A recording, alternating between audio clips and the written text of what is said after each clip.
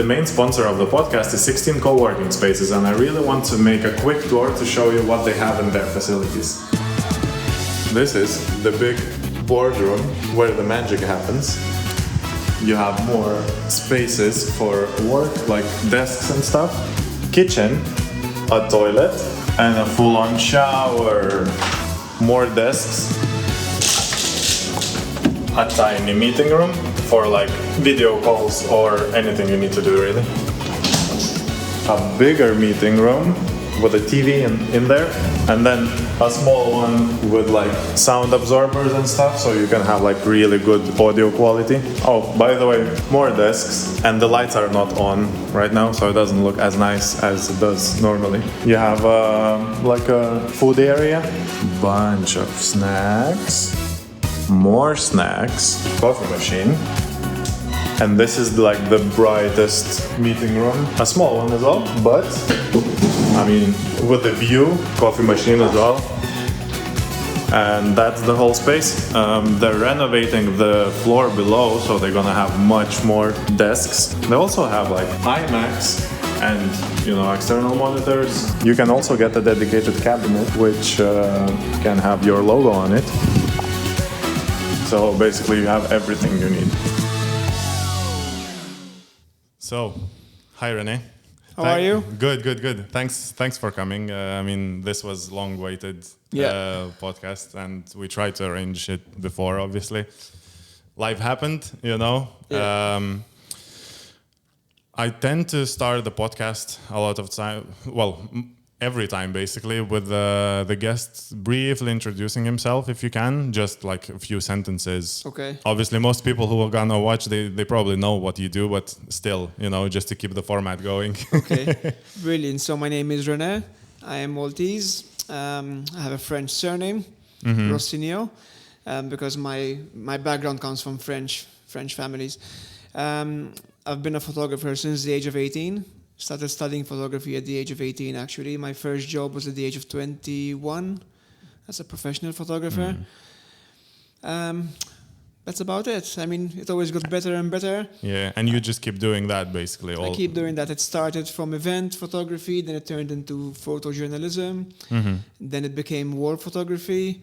Obviously, I'm known as a storm chaser because I love shooting lightning, storms. I'm known as a local paparazzi because I've shot practically every celebrity who's come on the island. Yeah, I saw the recent one, the director that came for Gladiator. Yeah, Ridley Scott. He was. I saw the picture in the on Facebook. I assume in the car. Yeah. Yeah. Where did you manage to get him? In Where? Valletta? Yeah, in Manuel Island. So. Okay. Right, but it's the thing with paparazzi is like it's a waiting game. Sometimes you wait for a whole day or 2 days and you get nothing. And they don't show up. Nothing. Or they change the route. Exactly. You just have to be the right spot at the right time. But how do you get like the information where to wait for them? It's all contacts basically. Okay. Paid contacts. Someone basically tells you. Yeah. Okay, cool. I mean, like I said, I tend to speak to the guests of the podcast in kind of chronological way. So I'm really interested. You mentioned you started at 18, right? Yeah. Was that the first time you literally like picked up camera, or well, there was some influence, I guess, before that? From before, so let's go back earlier. So everybody knows, my close friends know that's actually my BMX freak. I use motorbikes, not changed to motorbikes now, obviously. Still same stunts? Yeah, my body can't take all those impacts anymore, but something like that. When we were like 10, 12, 13 years old, we had these ramps and we used to try and jump the highest. So those days there was no iPhones. Yeah. You couldn't see who goes the highest. We take photos to see who goes the highest. So I always had a camera with me, and we'd take the photos and we would develop them. I would see, okay, so he went the highest or I went the highest.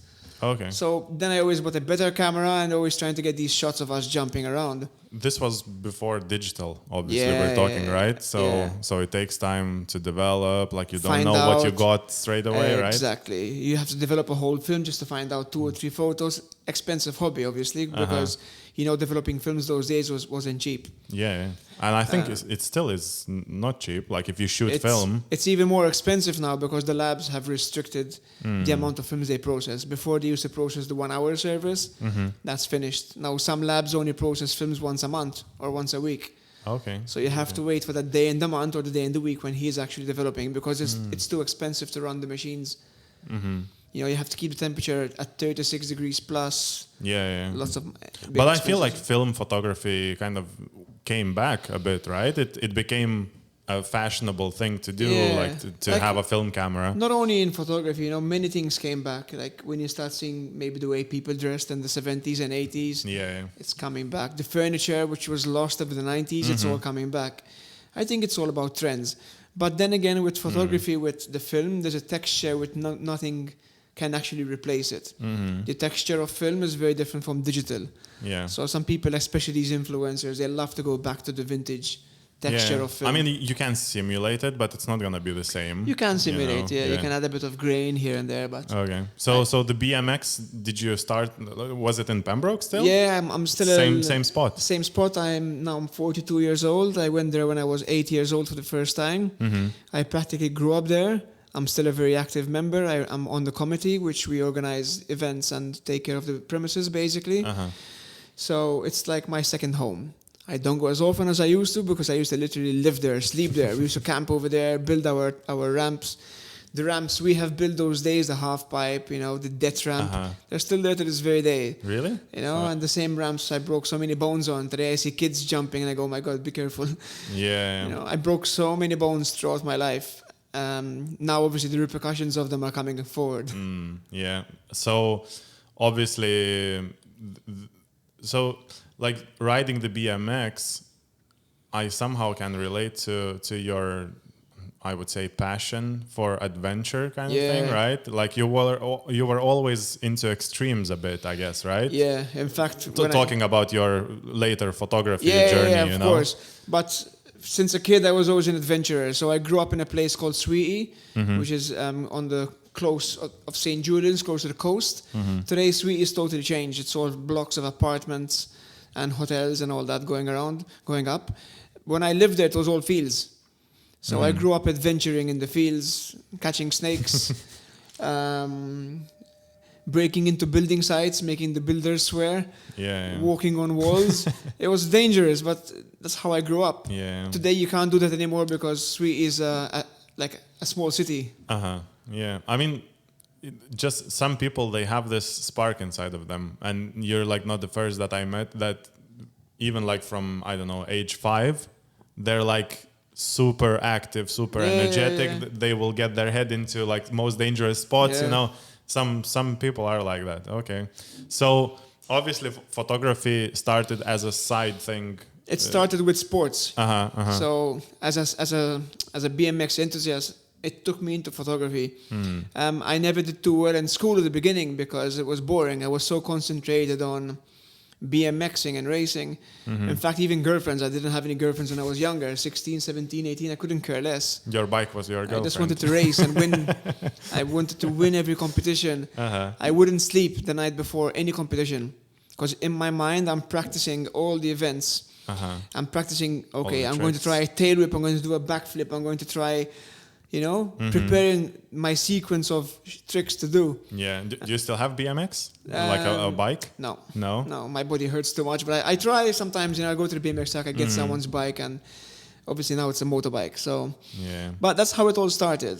And I don't know. I think when I was 18... No, actually, when I was 16, my father said, listen, you got to change your life. You have to do something better, And he put me into an art school, which is the best thing my father ever did for me, I believe. Because we studied art, design, interior design, photography, filigree, sculpture, pottery. It was all about the arts. But knowing that you were like so hectic and so energetic in a way to put you in an art school where everything's like calm and like you have to focus... It's completely opposite of your personality at the time, right? But it was good. It changed me, and within the first months, I was excelling in photography, I used to get good marks in art and pottery, but when it was photography, I was top. And one day I remember I was 17, maybe 17 and a few months old, and I told my dad, I'm going to be a photographer. And my father said, fuck off. And I said, why?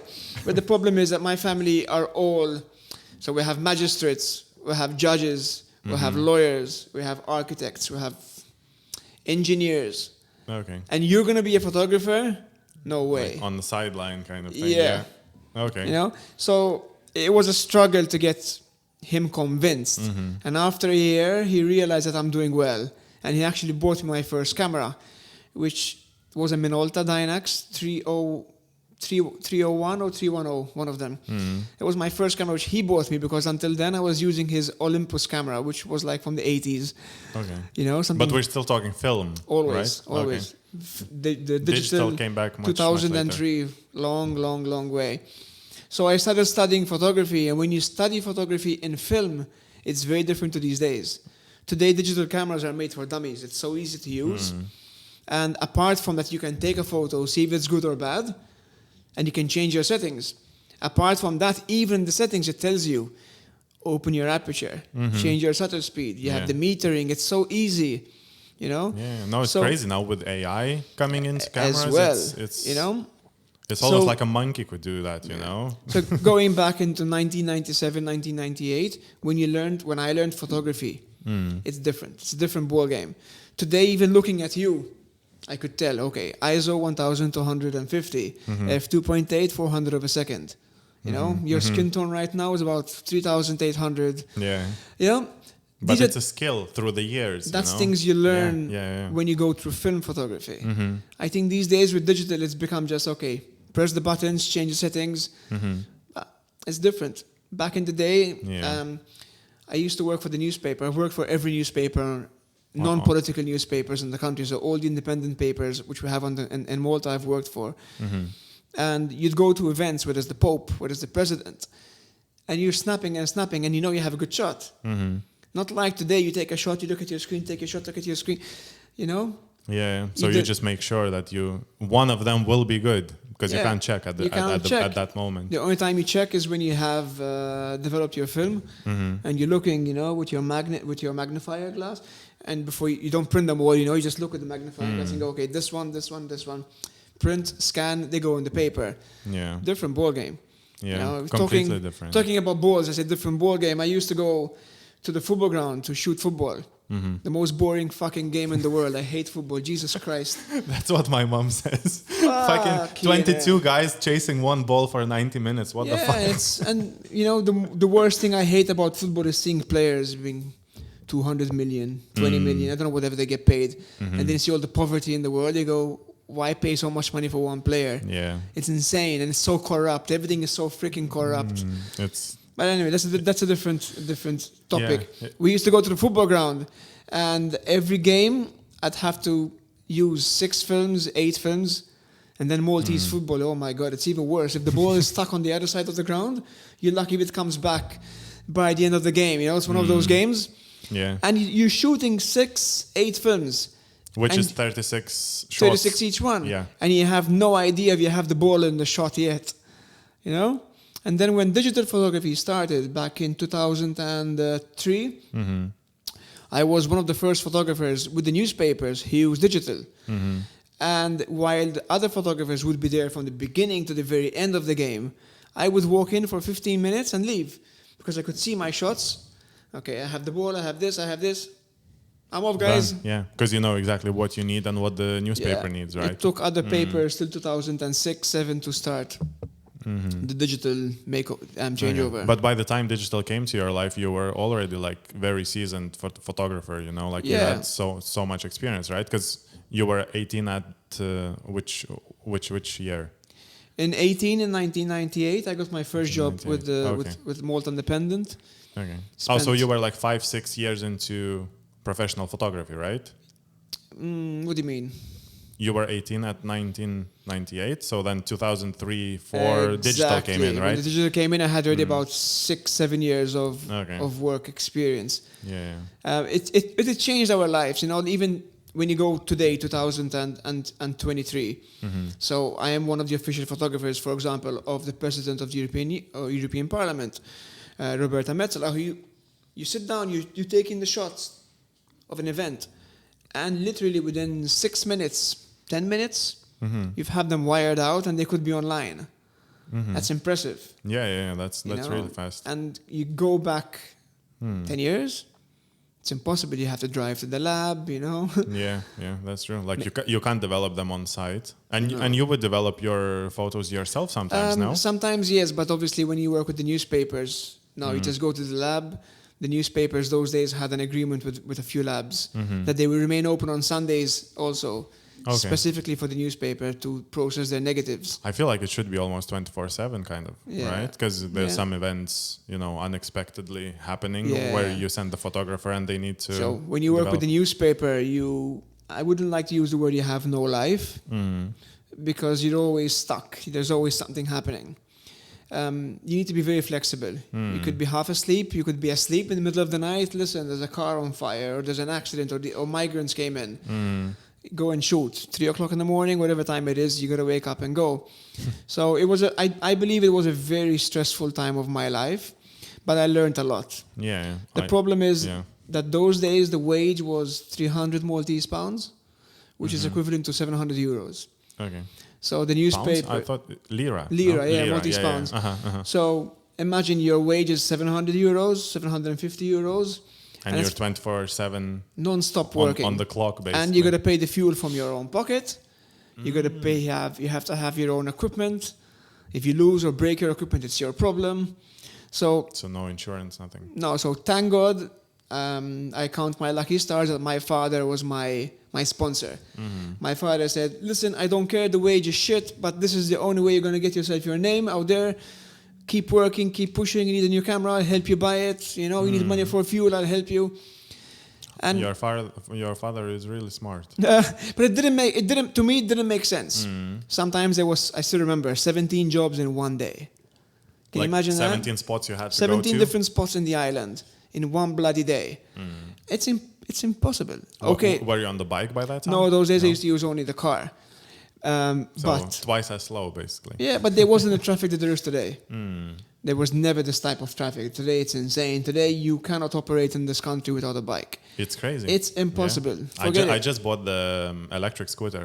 Yeah, brilliant. Thank God, man. Like no pollution. You jump the traffic. Skip right through. And then I was shooting this event recently. They did a presentation, and one fact really struck me. By 2030, they expect 800,000 people in Malta. Whoa. 300,000 really? more than now. Can you imagine? Like where are they gonna go? Are we gonna live under the ground? There was this brand, I don't want to mention the name, no but worries. I shot the event for them, and they did the projections for the business into 2030. And they said that from 500,000, it will go to 800,000. Yeah, but 2030 is only, 6 years away now? 6.5 years away? It's probably a bit exaggerated, but I would think at least 150 probably possible. So 10 years ago in Malta, there was 100,000 people less. 10 years ago? 10 years ago, exactly. So in 10 years, the population grew by over 100,000. It's not being controlled, what's happening. It's not because... I see it's so stupid and so unfair on the locals. They say we need all these foreigners to come for our low quality jobs kind of not thing. Not only right? they want it to grow, growth. They always talk about growth, economic growth. Okay, no worries. You need economic growth, but how is it sustainable? Because they keep saying, we need them to come here to pay our pensions. So if the government can't afford to pay the pensions of the people who are pensioners now, so we need to get all these foreigners to pay the pensions because they pay the national security and so on, Yeah. Is it sustainable? I don't think so. I mean, where I'm from Lithuania, we have same issue. Young people leaving, and basically there's no one to pay the taxes into the economy, so there's money for pensions, So Exactly. There's a lot of old people and not enough young people working. To generate. Yeah. So... it's this balance basically, but I don't know how to kind of solve it. And then sometimes you go here in Malta to certain places. I understand, like for example, the bar job, right? It's not super qualified. Yeah. Like you don't need to be, a scientist to work in the bar. But like when you come to the bar and the person doesn't even speak English and you cannot order, you start thinking, so what's the standard of the people being hired? So they will hire just anyone who's willing to work. So there's, I don't know.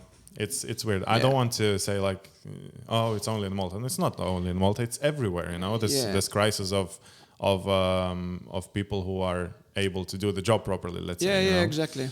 Yeah. So I think that there's a staff shortage not only in Malta but especially across the whole European Union. We are an aging union bloc. Yeah. I've seen statistics where in the past people had obviously 4 or 5 kids. Now we're having maybe 1 or even less.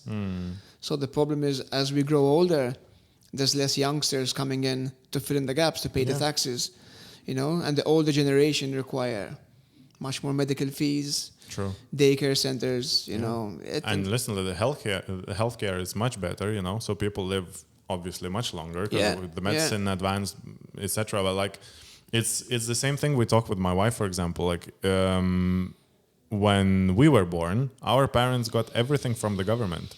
The apartment was given to them. Wow. You could apply for a free car if you had like work experience, something. It was obviously still.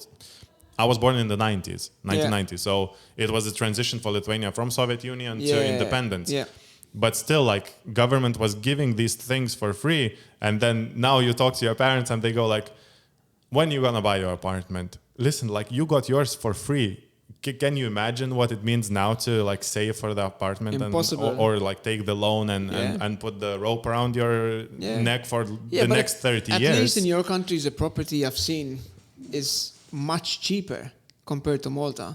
Here it's becomes, the only word I can find here is it becomes stupid. It depends, because you have to look at the wages and the property price. Yeah. So the ratio, I think it's quite similar. Like obviously Malta is very expensive, but in Lithuania it grew a lot recently. So yeah. Listen, coming back to photography, because it happens on every podcast. We tend to go off track, and then we come back. It's completely fine.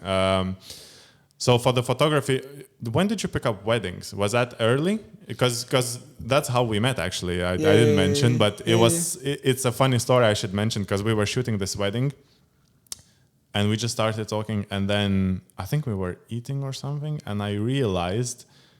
Because I've seen an interview that Trudy did with you, but I didn't realize at the time that it's you, So I was like, okay, I know Trudy's interview. I know this guy, And then we started talking about Ukraine. I don't know if you remember. You showed me some pictures from the bridge, of course. where my friend went as well. Like we started talking. Yeah, we had photos of the same location, correct? Exactly, same location, same bridge. Yeah. That was so funny, huh? It's just a coincidence, but I mean, these things happen in life. Yeah. But how did you pick up weddings? Was that early as well? So, because it's a good market in Malta. Like we should mention, it's a good market. In this month right now, it's 10 years. 10 years ago in this month, in May, I shot my very first wedding. So 2003. Yeah, I've been doing 20 years. Sorry. 20 years. Of course, we're 23, sorry, mix up. Yeah. So 20 years doing weddings. Can you imagine that? That's insane. What do you think when you say it out loud? 20 years of doing weddings. Fucking hell. How many brain cells Christ. lost from stress? I at the moment I have like 2-3 weddings a week sometimes, Okay. And it's become tough. I say post-COVID, people have really changed. Everything's become so difficult. The brides expect that you're going to make everything looking amazing, and you cannot do miracles. As a photographer, you obviously choose the best angles. Some people have a big nose, some people are overweight, some people are skinny. Everyone's different. I'm not saying people are ugly or people are good looking. It's irrelevant. Just finding the right angle that suits that person, correct? Yeah. But sometimes you cannot. The worst thing I get lately in weddings, even case in point this weekend. In Maltese it sounds better, but it's in English. We're talking in English here. So don't get me fat. I mean, don't make me fat. Don't make me look fat. I mean, you're the size of this fucking table. What do I do? Yeah. And then remove my wrinkles. Go to a fucking surgeon. You know, my nose is too big. Go get it fixed. You know, my teeth are ugly. I don't smile. Go get them fucking fixed. You know, they expect you to do, okay, I'm going to fix your teeth. I'm going to remove your wrinkles. I'm going to make you look skinny. I'm a photographer. I'm no magician. You know, and sometimes I lose it and I go like, listen, I'm a photographer. You know, I'm not a magician. I'm not a surgeon. Go fix your shit yourself, you know? You reminded me of one bride. She was like, for the video specifically, she was like, can you film me in the way where you cannot see my triceps? Because my triceps looks like chicken legs wings? or something, or chicken wings. She said something like that, you know? And she has like completely fine hands. I don't know what she was talking about. But like how I'm supposed to shoot you and not include your arms, you know, like... Yeah, you get that. But you know what? Sometimes we see many people who are insecure of themselves. They look beautiful from top to bottom. Exactly. You know? And you look at them and go, wow, this is going to be a good wedding. It's easy. She's beautiful. Or even sometimes she's just bubbly. She's lovely. It helps. Yeah. You know, but then the insecurity issue, especially I believe in this country, is huge. Yeah, but I think that's social media. Yeah, it destroys. Social media did really bad things to people's like self-confidence, etc. Yeah. You know, because you just keep comparing yourself to the perfect life on like Instagram or whatever, and it's a disease, you know, and it gets in your head. My kids, I have 3 kids. You know, the 16-year-old and the 13-year-old follow all these celebrities and look at this, look what she bought, and I go like, I don't follow these people. She didn't buy it. She got it for free because she's a celebrity. You know? Exactly. Did you work for this? And I'm going, stop comparing yourself with this. You will never have this. You know, it's impossible. Which is harsh to say to a kid. Yeah. You know? I mean, I tell them, if you want to have this, your first step is leaving this country. That's the first step. Because you can never have what they have in such a controlled space. This is the issue. We are a very small market. It is unfortunately, for the locals, I believe, a very strong market. Because a strong market has its benefits and also its negatives. True. You know, when you have such a strong market, there's so much money to be made. That is the issue. So then the greed comes in. Everybody's jumping on top of each other, building wherever they can just to make more money, you know, and not giving a damn about their mental health, their well-being, their happiness, as long as the money is coming in. But the problem is money comes and money goes. And when money goes, what happens? That's it. Yeah. You're back down to your mental health, which is finished. Yeah, I recently heard this, you know, Instagram again, on Reels. There was this guy saying, and I really agree, he was saying, like, we don't own anything in life. We just borrow it until we die, you know? So, like, whatever, I don't care how much money you have. If you have a Lamborghini or something, like, you just borrowed it, you know? Doesn't matter that you bought it. So even your life is borrowed. People are so focused on like making, building, buying, blah blah blah, and then you die, and what? You're not gonna take it with you. You know? Can't take it with you. It's only like the moments with relatives, with kids that you take, let's say, with you. At least I believe moments that. You will cherish forever. You know? So you can like remember that on your deathbed. You're not gonna remember that you have 3 apartments somewhere. Exactly. You're not gonna care. You know. So yeah, that's a bit depressing. Whatever. You know, these trucks that come and pick up all your belongings and help you move house. You know, the moving service. Yeah. Yeah. Have you ever seen one of those following a hearse? No. Of course not, really, because when you die, you lose everything. It would be weird. I mean, you know? I know some cultures have this material part of the. The Egyptians tried it. You know what happened to them? They got robbed. They were robbed. Yeah. They took it all with them. They put it all in their, in their chambers and in the vaults, and then they got robbed. You can't take it with you. But they believe that in afterlife you're gonna take it with you, kind of thing, right? Yeah, but they got robbed. So true. Yeah. So listen, you shoot a lot of weddings. I remember we talked, I think, the last summer. Over the years, it's thousands of weddings now, and obviously you arrive to a point where you say, no more. So now I have a cutoff date, which I'm not going to mention now. I'm not 100% yet, because obviously once the wedding stops, you stop milking the cow. Your income changes drastically, and you have to make big decisions in your life. You're going to have to live a different life. What do you think? What will you do? Because that will happen eventually. Yeah, I mean, I would love to concentrate more on what I love. So the thing is, the good Which thing is going to places where they shoot at you. Yeah, exactly. I love being shot at, obviously, but the thing is, the good thing about weddings is the weddings gives me the freedom and the money to use that money made from the weddings to live my freedom. It means if you make good money from this month from weddings, I can spend 2 weeks in a war zone. Yeah. Because that's where the money is coming from, because there is no money to be made in war zones. Exactly. Sometimes you don't even cover your costs. You know what I mean? Yeah.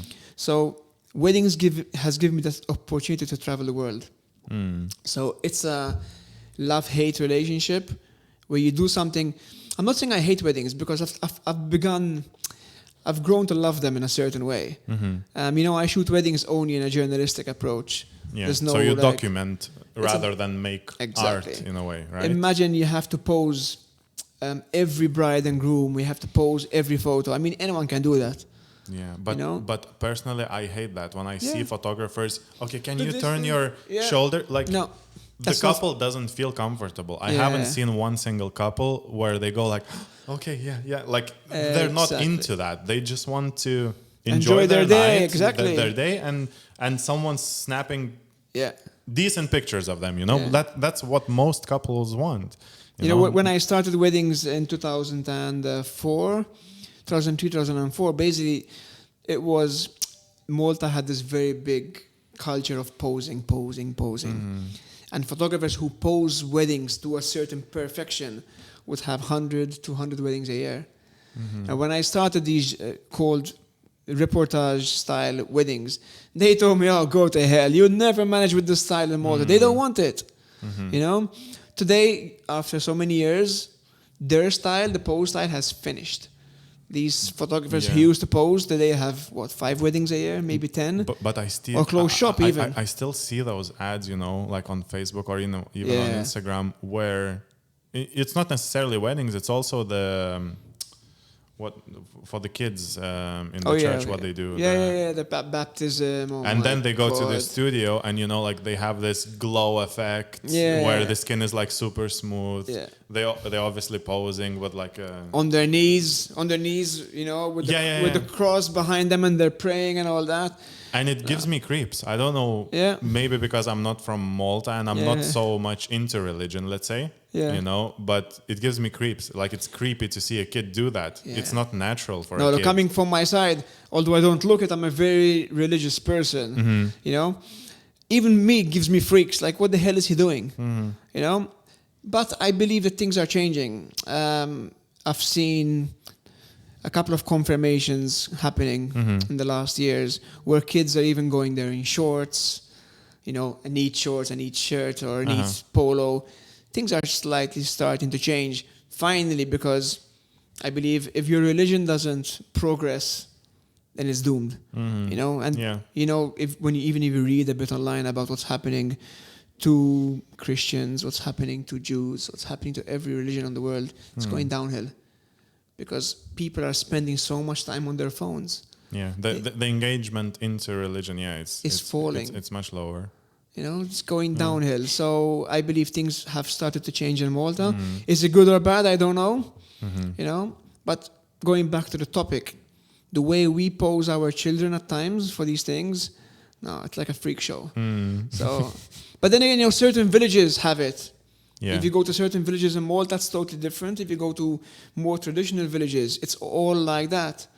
So even in weddings, if you're booked for a wedding in one village, then you booked for the next day in a wedding in a different village, the wedding is totally different. Although the bride and groom are the same age or getting married in the same venue. You can have a venue, Saturday you have this venue, and on Sunday you have the same venue. Total different wedding, like extremes, like black or white. Okay. It depends on the village they will grow up. I never noticed that, really. It's very weird. Weddings. So the same thing with these baptisms, confirmations. Some villages are very traditional, which you cannot say anything against. It's it's the way it is. It's part of the culture, really. Exactly. But I believe it's finally, for my sake, like dying down a bit. Like take things more easy. Okay. Yeah.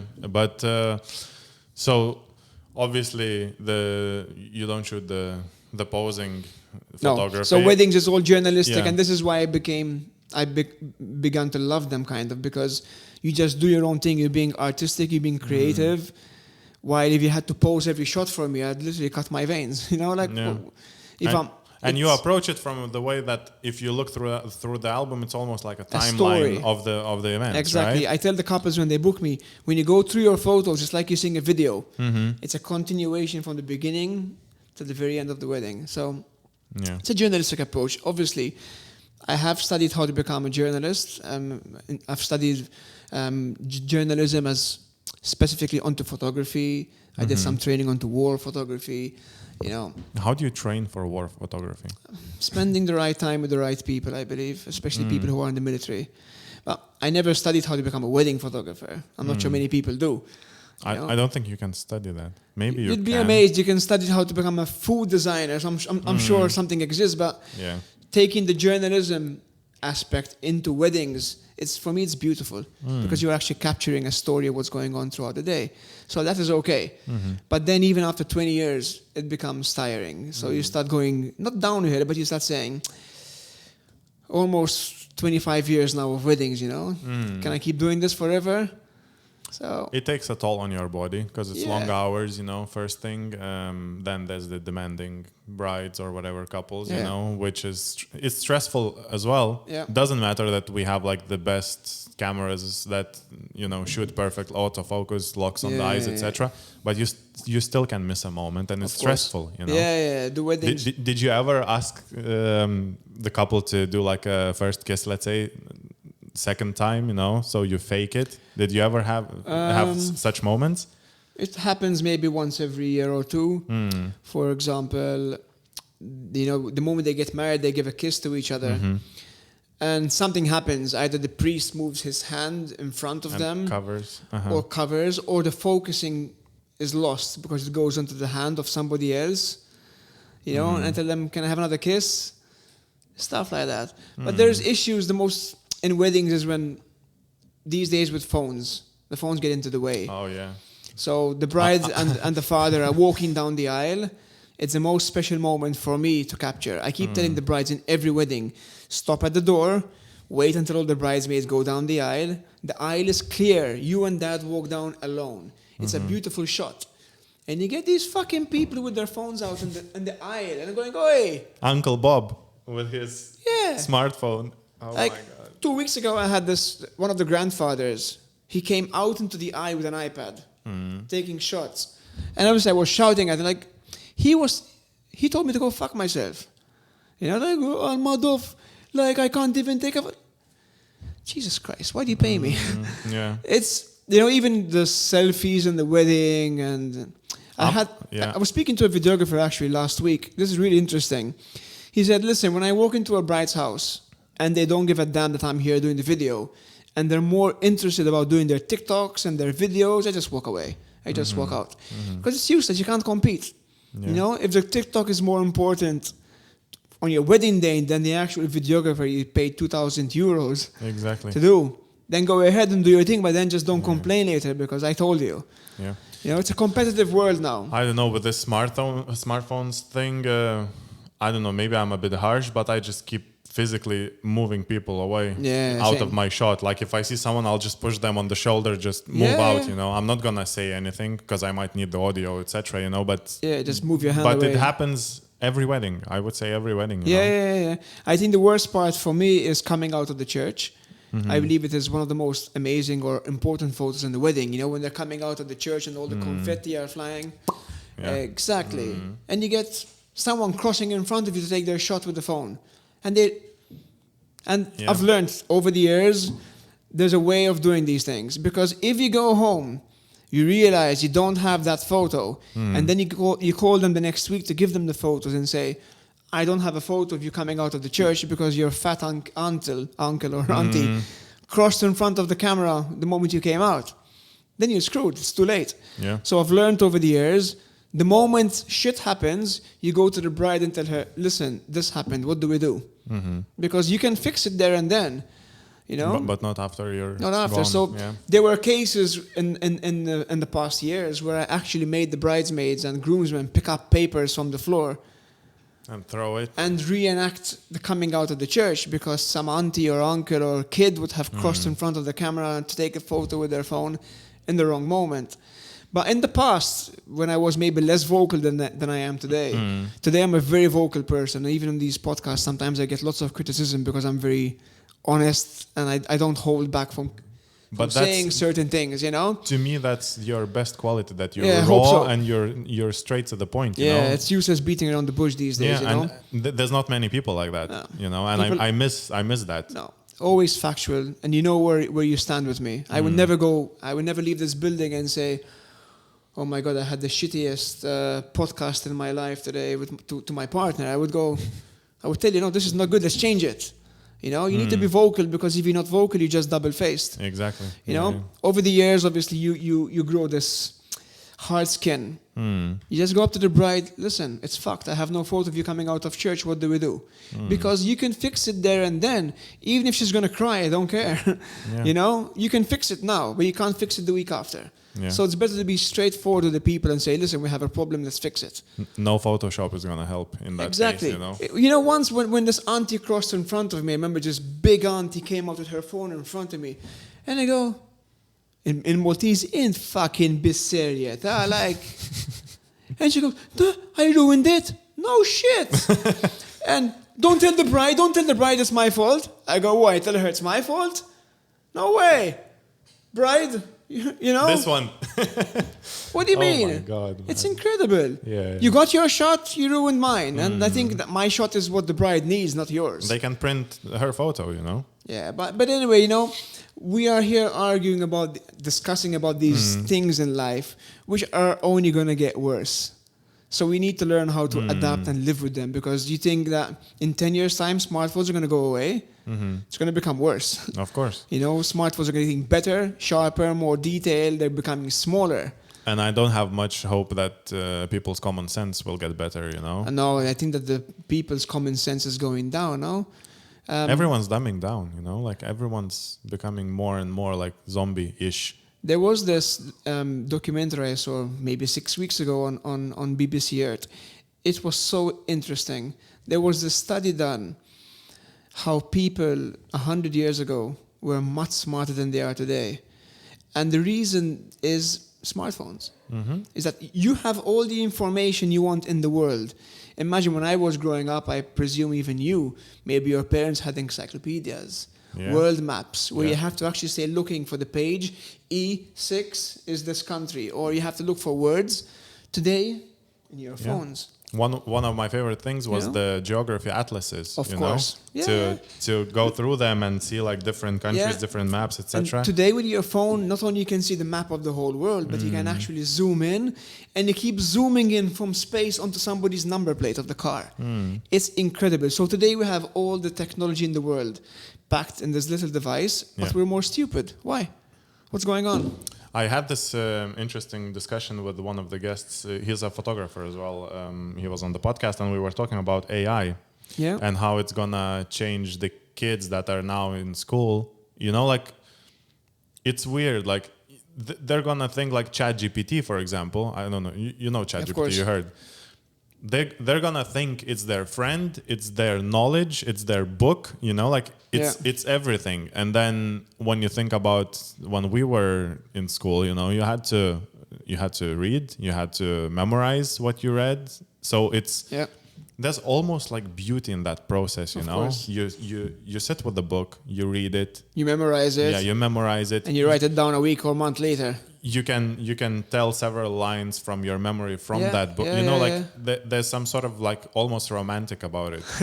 You know, and now to see a kid with a book, that's rare. Of course. You know, especially like if they're like younger generation who is like 10, 12, 13, let's say. Yeah. I don't know. There are kids that really like to read, but they're like minority, I think. You know? Yeah.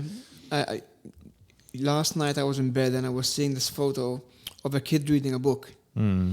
And you struck a chord when you said that to me, because the text below the photo said, you don't teach your kids how to read a book.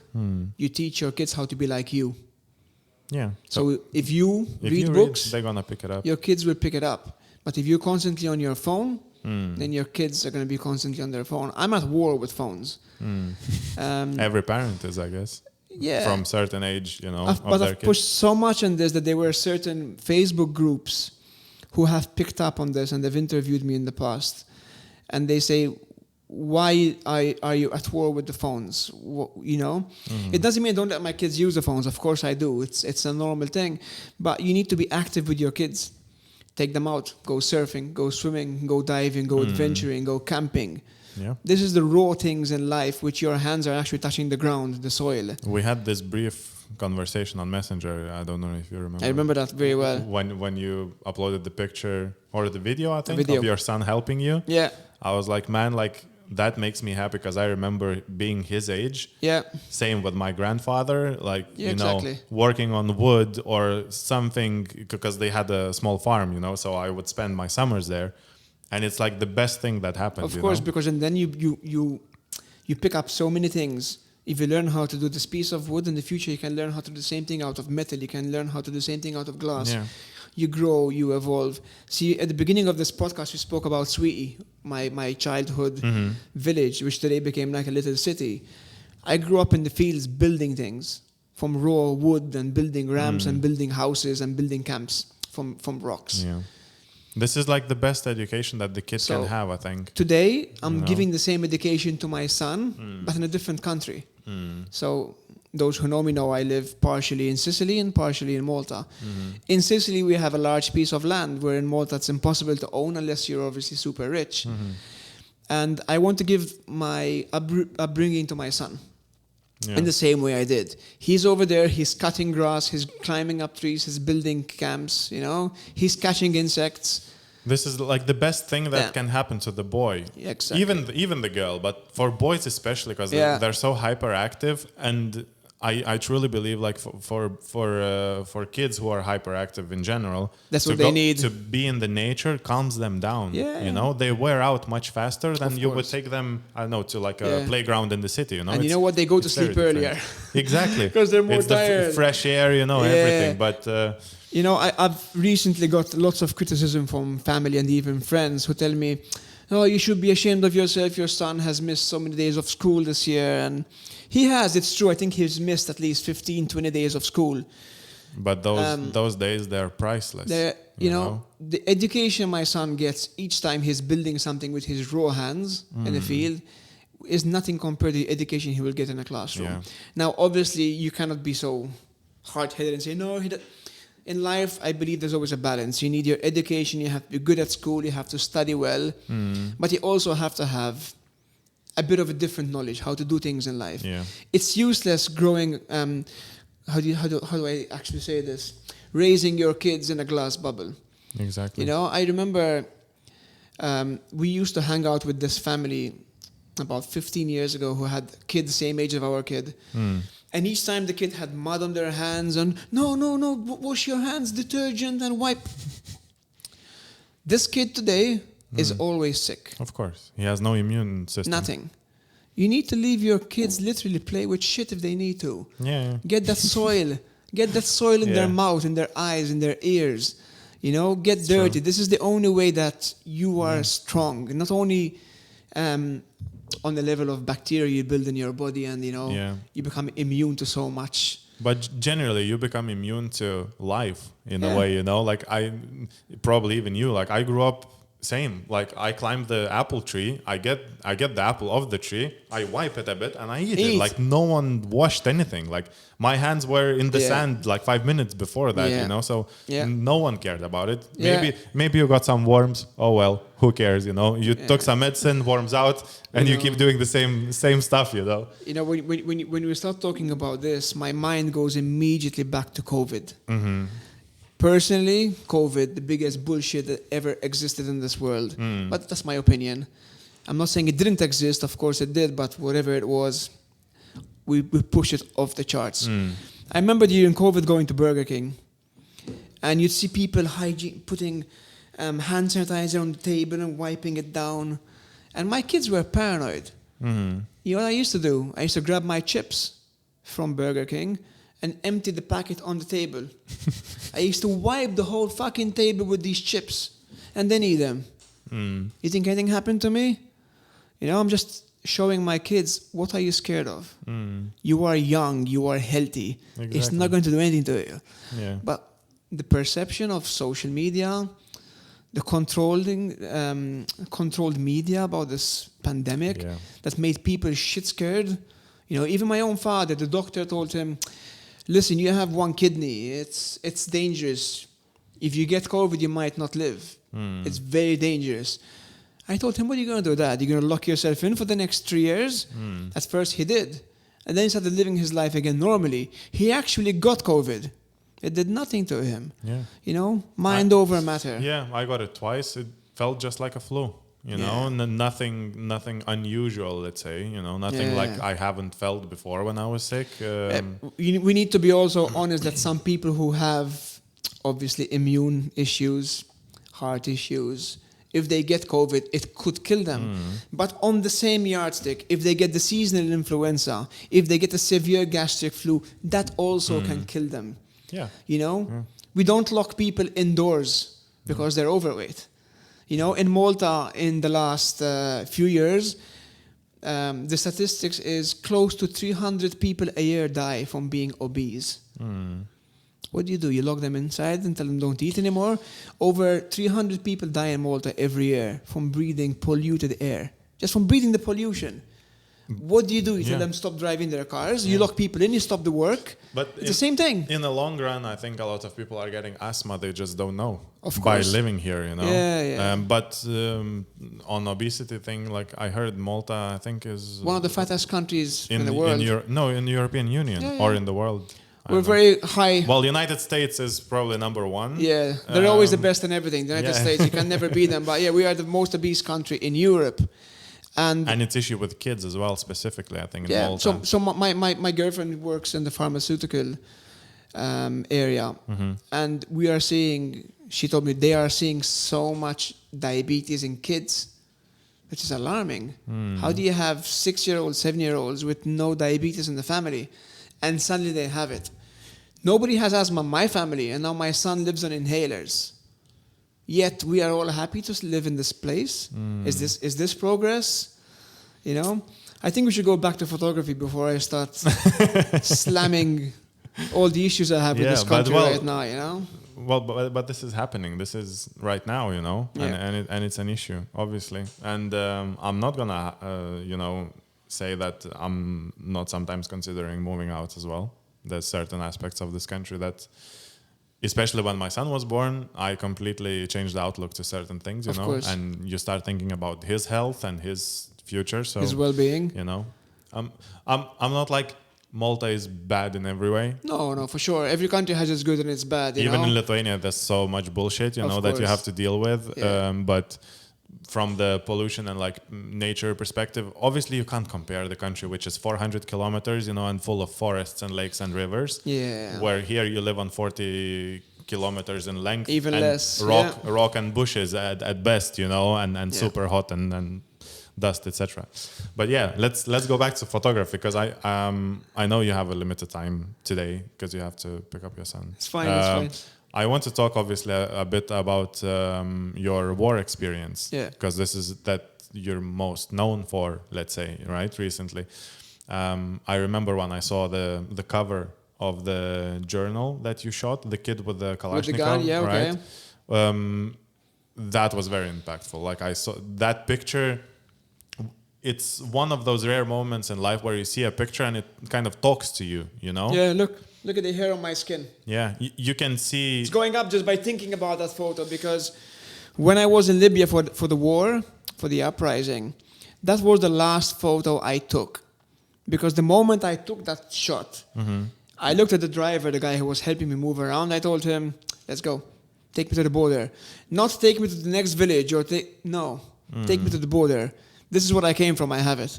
Because that shot was so powerful. And there's a story behind it. The kid's name is Mohammed. He's 14 years old. And he lost every family member. He lost his parents, he lost his brother in the war. And you just look at that photo and you could see the anger in his eyes. It's fucking impressive. Like he's gonna kill anyone that he needs to kill, And I spoke to him. He spoke a bit of English. He said something like, I know scared. You kill me, you kill my family, you can't kill me. Kalashnikov will protect me now.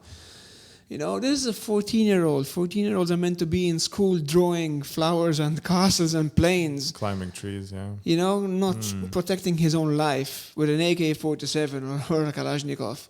But obviously what happened to him put him on the radical side straight away, right? Yeah. He would kill anything that came in front of him. I was scared to approach him. A 14-year-old half my size. You know, and I'm not a tall guy.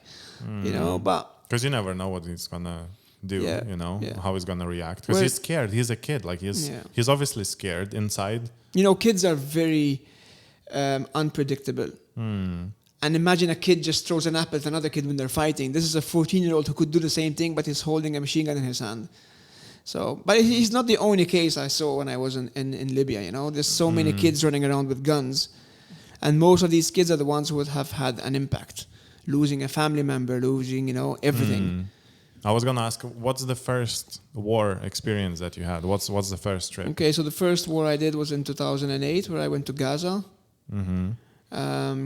I went to Gaza twice to shoot 2 major wars that took place, obviously between Israel and Gaza, because that's the only issue between... It's just like a narrow strip of land, right? Yeah. Where the conflict happens. Yeah, Gaza Strip is a very small place. I mean, I believe it's only 13 or 15 kilometers long by less than 2 kilometers wide or so. It's very narrow and very long. And it's still happening to this day, right? Of course. And it's called the world's biggest open prison because I think 1 million people or more living there. I apologize, I forgot the numbers, but I used to be very, very well informed, but it's been some time now. I'm still in contact with friends I've made in there, obviously, but there's 1 million people or whatever live surrounded by 6-story walls built from concrete. You can't get out, you can't get in. And it's on both sides of the strip? It's everywhere. It's all the way around the country, around Gaza, and even out at sea. Out at sea, they have the boats, and if the fishermen go out, I believe more than 4 kilometers, they're shot at. So it's like literally, it's like a prison. So it's horrible. I mean, how did you get in? It wasn't easy. You know, when you go to Israel, you go through the certain channels. You apply for the accreditation. Then you go to Jerusalem. You get a different accreditation. Then you go to, I think, Tel Aviv, where you get a stamp on your passport, and then you can cross into Erez, crossing into Gaza. You know, I arrived into Israel with one perspective. I left with a total different perspective. It's a love-hate situation, how within Israel the people live together. You know, Jews and Arabs actually live and work together in the same bloody road. But then there's so much war happening in Gaza or in the West Bank. It's insane. But it's also a reminder of this world is that people can live together. If you go back hundreds of years, you had Muslims, Christians, Jews living in the same villages, you know, until politics became so dirty. Yeah, it's all a political and everyone game. Became super angry. Yeah. But this is the only time you went to Gaza, or you came back after? I went again. I think it was 2010. And nothing changed, I guess, right? No, nothing changed. The situation was even worse. But there's something amazing about Gaza. I mean, you're inside Gaza, and apart from you smelling death, literally, when you say you smell like death, bodies? You smell dead bodies. And I always say this when I go to war, I smell death. People don't understand. What do you mean you smell death? Okay, have you ever seen a dead cat or a dead dog in a field and you start smelling it from literally a football field away? Now you got to multiply that times a lot, and you can smell death. People who are still trapped inside the buildings. Okay, but that's a different story. Let's go back to a country that has been in war literally since the 60s, 70s, 80s. It always keeps getting worse. In 2010, you find a brand new 2010 Volkswagen Golf roaming the streets. How? How the hell did this car get in? It's impressive. You know, the car... Somebody knows someone. No, the car is chopped into 4 pieces. On the Egyptian side, there is a Rafah crossing, which is crossing towards Egypt, and there's hundreds of tunnels underground crossing to Egypt. And everything comes in through there. Everything. I mean, DHL. Everything comes in through the there. Tunnels. It's incredible. Wow. They would chop the car into 4 different sections, re-weld it, and repaint it on the other side. I had a driver who had this Mercedes. It was quite old, and I told him, Okay, if you crash, how do you get your parts? How do you get the paint? She said, no problem. I call Egypt, I call with part number, and it is shipped to my house. Incredible. There's always a way. And this is why the people of Gaza, they're so resilient. It's incredible. You go to the supermarket, you find everything. All brands, Pampers, Kellogg's, medicines, chocolates. Everything's there. Everything's there. But everything comes in illegally when everything is so controlled. And you just live under constant fire, basically. Yeah, but it's something which amazed me. And there's the second thing that amazes me in every war zone anywhere on earth, except in the first few months of it, is the kids. When kids have been living in war for 5 years, 10 years, they live a normal life. They smile. They're always happy. And our kids in our countries, I'm not saying in Malta, I'm just saying in general, in the modern society, our kids are like sad, stuck to their phones, Yeah. Do you think moaning. Do you think the situation that they're in changes their outlook towards like life in general? Yeah, and because happiness? one, you're not given everything. It's like I'm happy to be alive kind of thing, right? Yeah. I had this conversation with these kids in Gaza. I have a photo actually of the whole house demolished, and the bedroom has a huge window opened up by a cannon fire. And the family were sleeping in the bed when this happened, and nobody would even have a scratch on them. And the family goes, you can break my house, you can take my car, you can kill my family, I'm still alive, you will never win me. You will win me when you kill me. So it's so weird at the same time that kids are so happy. I have photos of these kids smiling and happy, but then again, it's like we grew up in the 80s. I'm not saying we had war over here. We didn't have war. We had lots of civil unrest in Malta in the 80s, of course, but we never had actual war. But I think we were happier because we used to play on the streets. Life was simpler. We used to play football. We used to play with marbles, and it's different. I believe that life has become so busy and so hectic, and these smart devices has taken away so much happiness that for us to be happy, we need to look at what other people are doing in their own happiness. Yeah. So Kim Kardashian posts happy stories and reels and photos of her new Lamborghini, and that's supposed to make you happy? Forget it. It's going to make you feel like shit when you go down the road and you put on your Fiat Punto and drive to work. Yeah, but I feel like personally I'm that generation which is transitional into all this shit, like we grew up without smartphones, and then they came into our lives when we were already, let's say, developed to a certain point where we could kind of differentiate that smartphones are a tool, but not your whole life, and now there's kids who grew up from like age 2 with a tablet in front of them, and they're already adults, and then they had smartphones all their life. And that's all they know. But I completely agree that I get this feeling sometimes, I don't know, something changed when I hit 30. I'm 32 now, so like for the last 2 years, I feel like life got so fast, and like you say, in the 80s or even 90s when we were kids, the life was slower and you appreciated it more. And now sometimes I think like I'm gonna reach whatever is my death day, you know, and it's like you're gonna look back and it's gonna be like, where did my life go? Because I was running the whole time and I didn't have time to sit down and just enjoy like life. like be in the moment, Now it's very popular to say be in the moment. Be in the moment. And that's what you're saying, like now it's the time I feel like a lot of people are turning back onto this slower life pace, I have a lot of friends in Lithuania who literally moved out of the apartments in big cities, and they moved to like a house where you don't have anyone in like 2 kilometers radius and you live next to the forest, people want this peace in their life, right? I don't know. I guess you moved to Sicily for that reason as well. The same reason as within kilometers of my house. I'm not saying that there's nothing, but there's much less.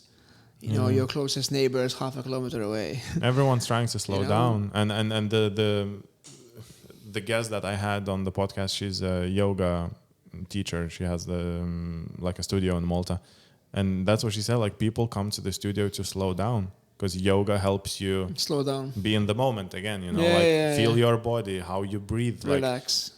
people just want like a slower pace of life, and they look into alternative ways to go out for the weekend somewhere in the cabin in the woods, just like there's no one around me, and I just hear like the birds, the the trees, whatever, and I kind of subscribe to that. And after I hit 30, I get this feeling more and more that I want this peace and quiet in my life a lot of times, just run away from everything. And do nothing. Exactly. Yeah. Or like, I don't know, like take the wooden stick and just use a knife and scrape it, just such a basic stuff. Sometimes I'm with the kids abroad on some certain locations and they go, Dad, there's no Wi-Fi and there's no phone connection here. And I go, wow, we found heaven. That's good. You don't need it. That's good, yeah. Now life has become so fast, and looking back in Malta, in the 80s, 90s, Malta was so slow and so relaxed and such a peaceful place. Now it's become so hectic, and now you have many of the locals looking for their peace of land, their peace of quiet. So even up to 10 years ago, you could buy a field in Malta for €1,000, €2,000, or maybe 5,000. Just a little field for you to go and enjoy your family time. Now fields cost €100,000 because the Maltese are flocking to buy their piece of heaven just to be away from everything.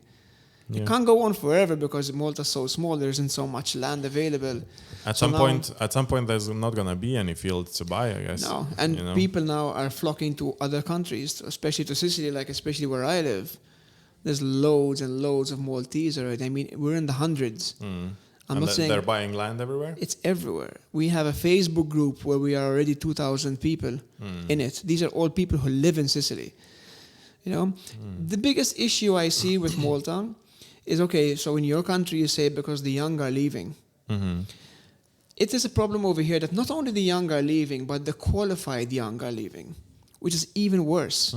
So we have, I believe in Malta, a very good educational system and we have a very good healthcare system. So what is happening? We have students becoming very good doctors, very good nurses, very good, whatever you want to call them. But then they leave. They go work in the UK, they go work in France or wherever they want to work because the wage is double hours. Yeah. And the pace of life is slower. Our doctors are literally overworked and overstressed. 24-hour shifts, 12-hour shifts? I know a doctor who does a 12-hour shift in hospital and then does a 6-hour shift in his office. How?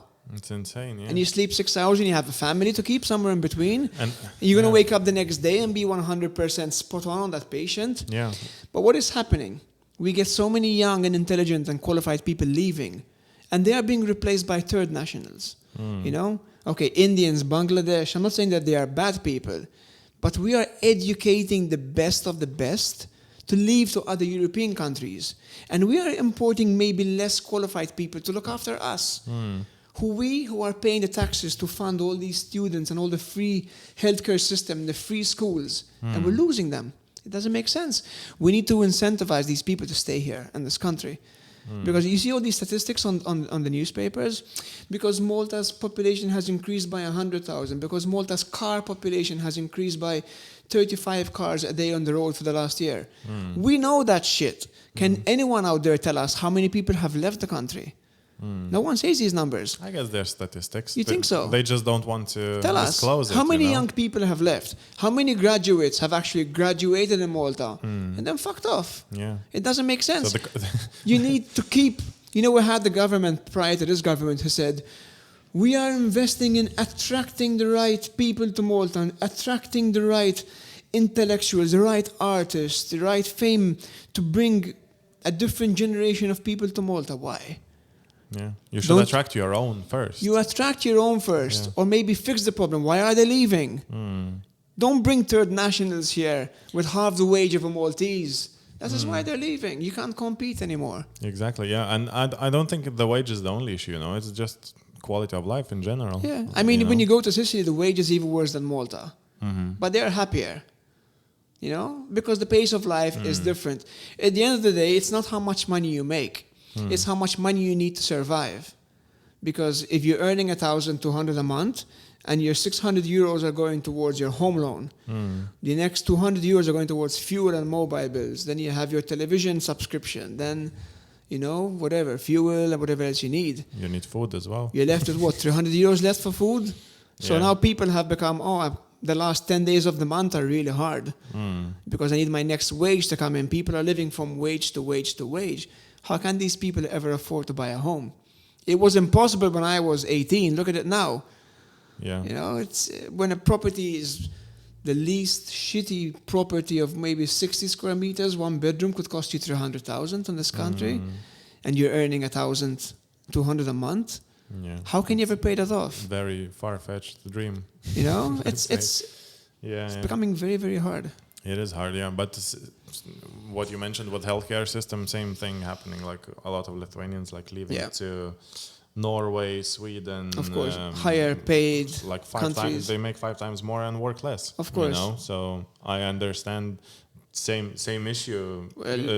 Government spending money on educating them, giving them and they scholarships, grants, etc. And then they leave for a better wage. Well, in all honesty, even the NHS in the UK has the same problem. Yeah.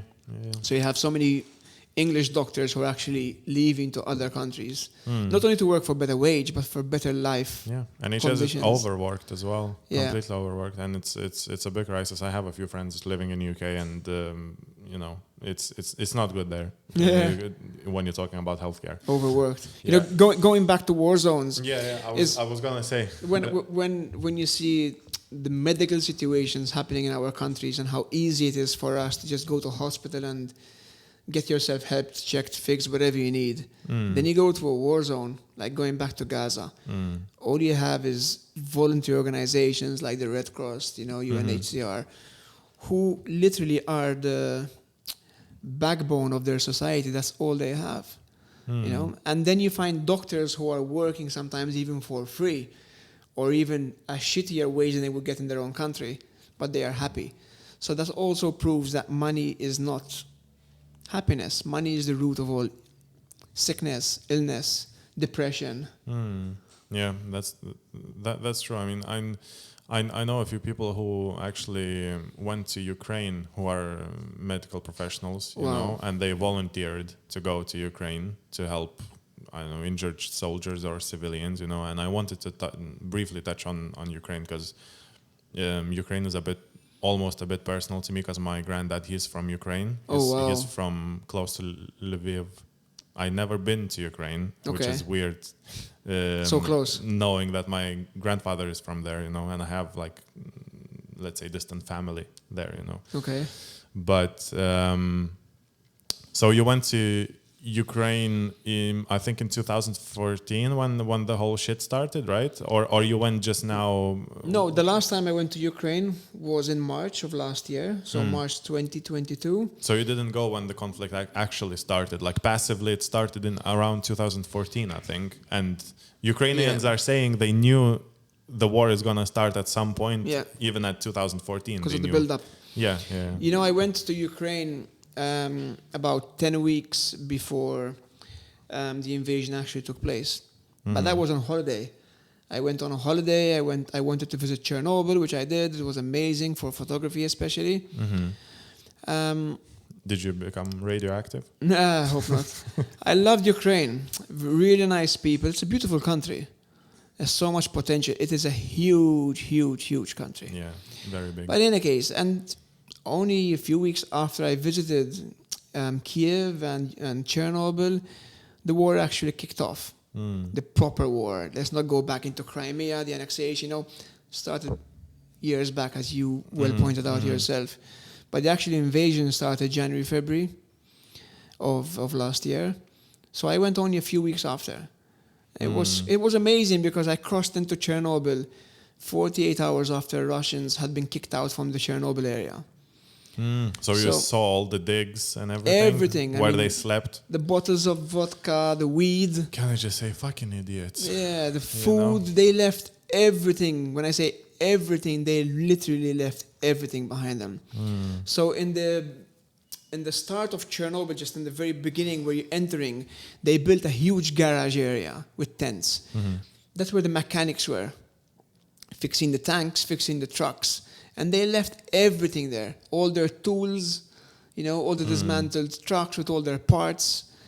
The meals they give to the Russians or to any soldiers, basically, boxes and boxes of these ready-made meals lying everywhere.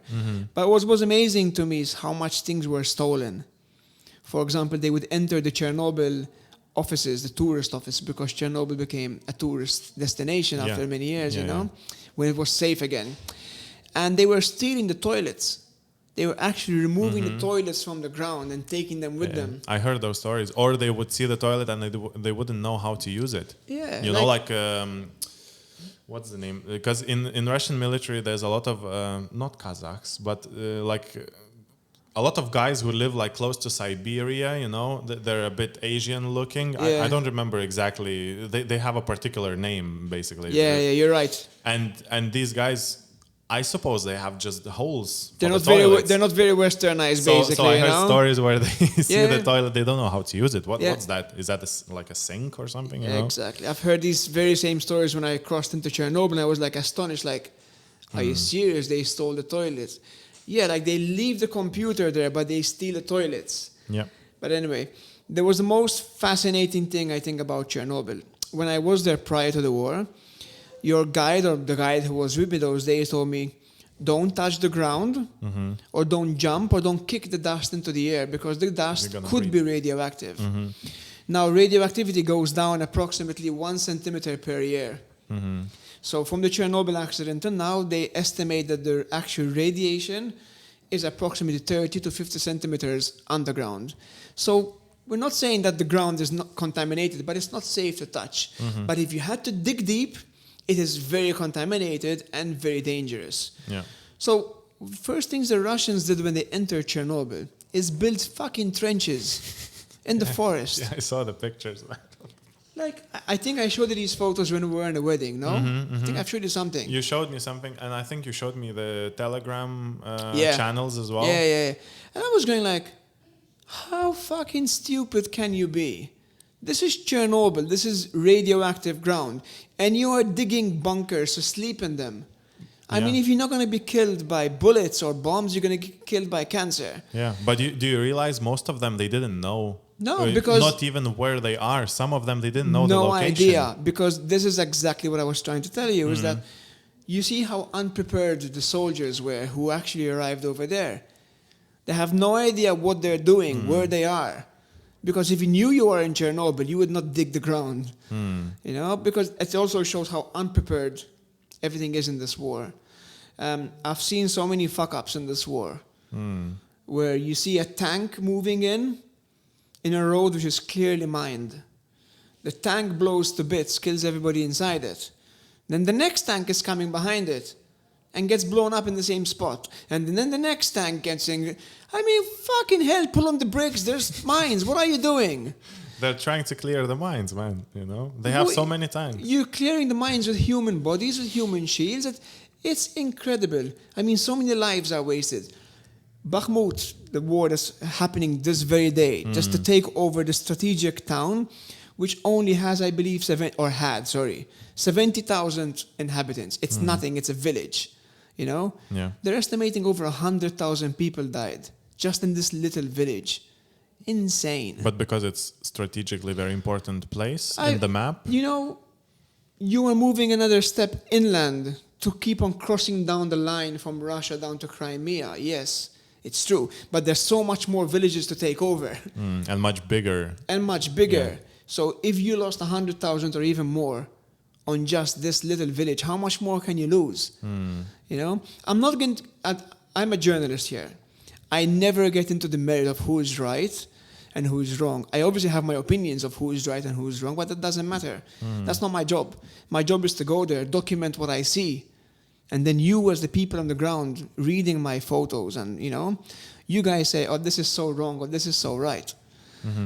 You went to Bucha as well, right? Yeah, I went to Bucha. Literally, unfortunately, I say unfortunately because I would have liked to be there when the bodies were all still there. They were still clearing bodies when I got there, but most of the bodies from the streets have been removed. In Bucha, there were families just holding hands, walking in the streets and shot. There were people just riding their bicycles. And you see them, they are on the ground, still holding the fucking handlebars with the bread still in the basket in front. and they're shot dead. I've seen a couple like CCTV videos, I think, Exactly. of the guy just riding his bike Bike and and being blown off Yeah. by the tank, I think. And or at something. first I go, why? Because you don't have any reason to kill just a civilian walking in the street. He's no threat to you. But then when I went to Chernobyl and 2 days later, I realized why. Because these are kids. These are kids fighting a war. They put kids in a tank. They're teenagers, yeah. I'm not saying Ukrainians don't have kids. They could. But what I saw in my own eyes is that untrained military personnel are given tanks, guns, and they are defending themselves. They think they're defending their country. They think they're defending their lives. So what do? Shoot to kill. That is the issue. There's no... Again, because they're ethics. kids, they're scared. So they will shoot at anything that moves because they don't want to die at that spot, right? You know the worst word I hate in wars? There's one word, it's actually 2 letters, but war crimes. It's bullshit. Who the fuck invented war crimes? Who came up with this word, war crimes? What is a war crime? I guess war crime, I would think, obviously it applies only to the bad side of the war, Of course. right? So in this case, let's say from my personal opinion, Russia does war crimes in Ukraine. That's how you consider war crimes. Of course. Right. But it's bullshit. Because, okay, let's say you have 20 Russian soldiers in captivity. Now the war crime, the law says, they are not fighting. You have them in captivity, so you cannot kill them. Right? If you kill them because they are unarmed, then it's a war crime. Correct? That is a war crime. But then, if these same soldiers are sleeping in a bunker, unarmed, and you drone pass over them and you blow them up in the middle of the night and they're fast asleep, they're still unarmed. Isn't that also a war crime? You know, there's so many loopholes, and I start seeing all these. What is a war crime? It's war. Is there any laws in a war? Is there any? Not really. You know? I mean, and I don't really understand how people expect, let's say, unwritten rules of the war to be applied in this conflict. You know, it's impossible. You know, it's like going in a war zone, in Libya, for example. I think the worst war I've shot in my life was Libya. And imagine in Libya, in the middle of all the turmoil and all the issues going on till this very day in the country, you walk in the police station and say, oh, because that guy stole my bike. Who cares? Nobody. This is war. Yeah. There is no laws, and people really don't understand that. And when they come up with all this bullshit, oh, that's a war crime, and this isn't war a crime in itself? Isn't invading someone's country a war in itself? Isn't throwing missiles into another country another war crime? Because even if Ukraine are throwing missiles into Russia, isn't it also a war crime? Yeah. What are the innocent people on the Russian side in the villages watching TV have to do with the war in your own country? It goes back and forth, both sides, obviously. Yeah. I believe most of them are brainwashed, you know. It's the propaganda, I think, is sickening. We live in a country, especially in Malta, where the propaganda is sick. It's on a sickening level. In Malta, we are sick. There's no other word how to describe it. Our tribalism in politics, it's a fucking sickness. You know, if Labour do something good, then the nationalists say it's bad. And whatever, it's bad, it's bad, it's bad. Then when the nationalists become in government, oh no, it's good. The same thing that they did that was bad now became good. because we do it. And vice versa, the nationalists and the Labour, whatever, whenever they change, it's sick. And the same thing, this propaganda that goes on in wars. It's insane. You know, that's Russians only watch Russian TV and they have no idea what's going on the other side. It's crazy. And I know some people that either lived in Russia or know someone that lives in Russia but has a bit broader outlook to what's happening. And the level of propaganda in Russia, it's huge. It's insane. Yeah, it's insane. And people are brainwashed, and they are either scared to talk what they really think, Of course. or they actually think what media gives see, them. You know, what they're fed. I don't know. Like I lost any hope on Russia long time ago. Even before the war started, I wasn't a fan I know Russian people who are really nice. Yeah. I met them and they're like completely fine. But it's more about the government and about the country itself, how fucked it is, you know? Yeah, you know, I have, I wouldn't say many, I have a few Russian friends. And I can honestly say I've never had an argument in my life with any Russian person, anywhere on earth. You know? Especially if they travel the world. They're Which completely means they are different, open-minded and it's different. But the problem is always the governments. You know, you hear so much shit going on about Iran, for example. Yeah. I have been to Iran I think 4 or 5 times in my life. I love Iran. I love Iranian people. But then there's the Iranian government. It's 2 different things. You cannot say the Iranian government is the Iranian people. It's 2 different things. So the same thing with Russia. Again, in this podcast, I'm not saying the Iranian government is bad. Because every government has its good and has its bad. Yeah. You know, what is bad is when us, the Western countries, try and influence their decision-making within their country. And then we make them sound bad, you know, because they have that decision. For example, they need to wear the headscarf. I don't agree with that. Definitely. But who the fuck am I to tell them what to do in their own country? Exactly. Do you know what I mean? Yeah. So, then conflicts start. I got that feeling in Malta a few times, you know, like where I'm like, I came here. I didn't grow up here. It's not my country, you know. And sometimes you see something and you think like, Jesus, don't be stupid. Do it that way. It's much better, you know. But then you realize that you're just the visitor here. You're not someone who's just transitioning, you know. Yeah, who's native, you know, and like you're not related to this land, you know. You're just visiting and being a guest. So kind of go with the rules. Go with the rules and act as a guest, you know. Don't be a douchebag, you know. You know, when I went to Iran, I've taken my parents. I think I've taken over 100 people on holiday with me to Iran over the years. And 100 people is a big number to take to Iran over the years again. Yeah. When we go there, we respect their religions, their values, their rules. If it says no alcohol, why would I go looking for alcohol? You know what I mean? Because it's disrespectful. And then you go looking down on them. Oh, Iran, it's stupid, it's bad, the government is bad because they don't allow alcohol. That's bullshit. You know, this is the laws of this country. Yeah. You have an opinion about it, but you cannot change it. You go there and enjoy the people, enjoy the culture. You know, same goes on for North Korea and, you know, even going back to the story of Cuba. Have you been to North Korea? I was going to North Korea in 2019. At the very end of 2019, obviously COVID hit and things started to change. And I haven't gone yet. The plan is to go this year or next year. Hopefully that will happen. Just don't take any posters of the walls. Oh my God, yeah. You know, I believe if you go to such countries, you abide by the rules of the country, you will have an amazing experience to come back home and share it with your friends. You know, today I'm over here sharing my war experiences. You know, it's not because I had the balls to go to these countries because people say, oh my God, you're balls, yeah. No, I go there to get stories, which I am able to be happy to share here with you. Obviously, it takes an element of guts to go to these countries, but when you are there, you don't think about it. The anxiety that comes from these wars is before and after. When you are there, you don't even know. Because you see so much hyped propaganda in the media that you think, oh my God, I'm going to go to Ukraine, it's all blown to bits. It's bullshit. I was in Lviv, I went to KFC, I went to Burger King the next day. There were people jogging in the streets, there was people having cafeterias everywhere, having coffees in the cafeterias in the corners. Then you go on a 7 or 8 hour train ride to Kiev.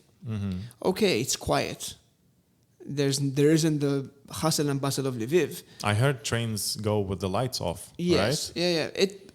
It's quiet, but there's still life. There's still supermarkets. It's not all blown to bits. It's bullshit. You know, the same when I crossed into Syria, same when I crossed into Libya. You would think, oh my God, there's a war. Everything is bombed.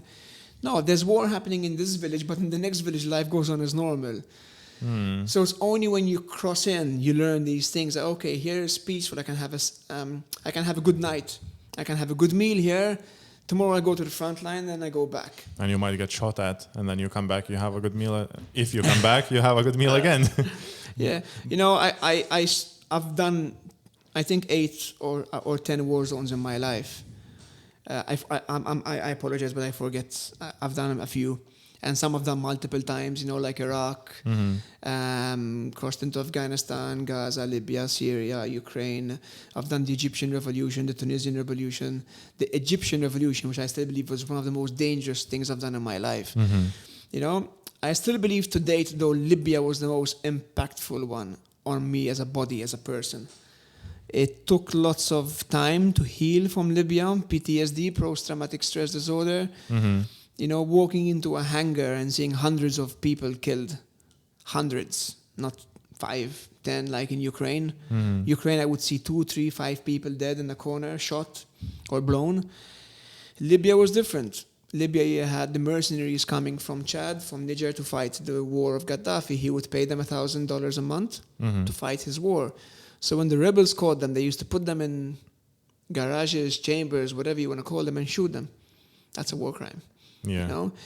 But I walked into hangars where people were literally all headless, shot point blank with a huge caliber, not with a 9mm. And the head gets blown. And the head is blown up, so you have people with half their skulls missing, from their nose upwards missing, and I can't even imagine how it feels to carry all of that with you, like all those memories and all those sites that you saw. And every war zone erases the other. So it's like the next stress is always almost stronger than because the other one fades out a bit, I guess. When you have a tattoo and you say, oh my God, I'm so much in pain, but I'll do it again. You want to get the next one. You forget about the pain of your first tattoo and your second tattoo because you're addicted to it. You need to be there. Yeah, it's addictive. People tell me, why do you go to these places?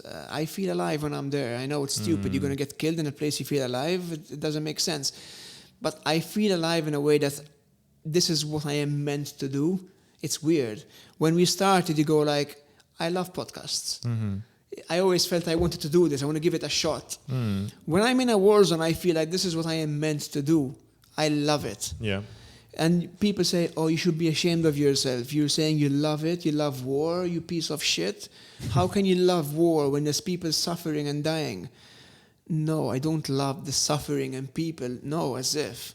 But you love being there. I love being there because I am part of history. I am documenting part of history for you who are sitting on your fucking fat ass on the sofa, believing the propaganda. Every night, gaining weight on your sofa. Look at these shots. I'm good. Look at these shots and see the suffering of people. And this is my passion. My passion is translated into you learning what is going on in the world. Again, not my job to tell you if it's right or wrong. That is your job to determine. You know what's weird? Like I said, I'm like quarter Ukrainian because my granddad is... I consider quarter Ukrainian, but there's this weird thing that happened to me when the war started. I somehow mentally blocked out of it. I don't know why. It's not that I'm not acknowledging that it's happening. I understand it's happening, and I feel a bit more even like related to what's happening because I have family from there. But mentally, something happened where I'm like, you block it off. I'm very passive on that subject, and I don't know if it's good or bad. It's weird. Like, I don't understand why it's happening, I know people who are completely not related to Ukraine in any way, and they're like going volunteering, they're like donating money. I mean, I donated money, but I feel like I could have done and still do more, but there's this mental block in my head. It's keeping you from doing it. And I don't know if it's like fear of danger or like because I have family again in Ukraine. Like I'm like stuck in this weird situation where I don't know, should I be all in helping, or should I be just watching from like a distance what's happening, and not being very vocal about it. And it's really, really, really weird. And I just wanted to mention, I was on Telegram, a few channels as well, and you mentioned these hangars with hundreds of people, and I saw one video, man, of a Ukrainian guy. It's quite hard even to remember the video, but basically the Russians captured him and made him dig his own hole, and he was standing there smoking, and he started saying "Slava Ukraine," and they shot at him, but like you can't see who's shooting because the camera close is up. on him, but there was like 5 probably guns shooting at once, you know, and that view of like bullets hitting him, and you can see how they deformed like the head, you know, and he falls and they still keep shooting, and I really regret seeing that video because I can't get it out of my head. You can't unrewind it, you can't remove it, you can't ever erase it. And even now, like I'm looking at you, but I can see You this video like between us right now. You like, think of it. Yeah, and it's weird. So that's why I said I cannot even imagine how you deal with all the shit that you see, you know, in every trip. Every trip is different. To be honest with you, there are some bad things I've seen and there's some beautiful things I've seen. You know, in a war, you don't only see death and destruction. You also see the beauty of humanity. And hope. Yeah. Again, without taking sides, I see so many volunteers going in to help. And the volunteer can go in and help. If he's Russian, if he's Ukrainian, they don't care. They're saving a life. It's impressive. You know? You know, from what you said before is that like you are very passive on the war. And I feel I shouldn't be. I'll say this because I've come across this many times, not just with you. I see many Eastern European countries, especially the ones that formed part of the Russian bloc. They are not scared to talk, but they are unopinionated. Can I say that word? Does it exist? Because half of their body says, I belong to Russia, it's my family. And half of their body says this is not right because they are attacking a sovereign country. So you're stuck.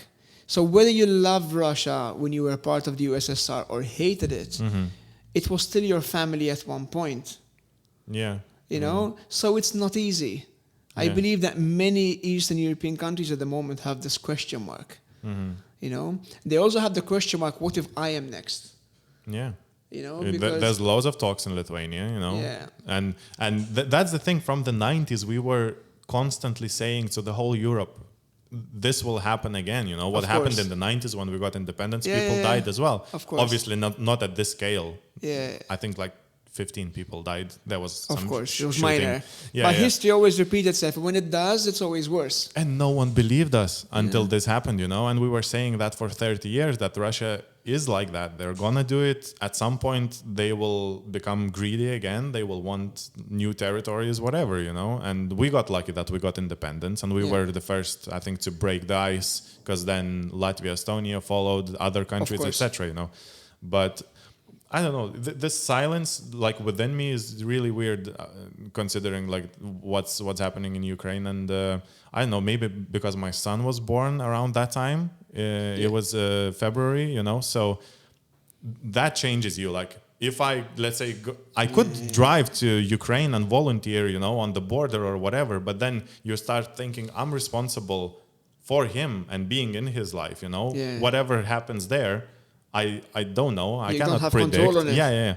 And I understand you don't have that fear because your passion is much stronger than the fear that something might happen to you and you're not gonna see your kids grow up. You know, it's a risk which you take. It's weird. It's really weird. Sometimes I get asked these questions in interviews, but are you scared when you're there? I mean, I wouldn't say I'm some superhero because we're all scared. But the thing is, when you're inside the war, you don't feel scared because you feel you're in control. Somehow, don't ask me how.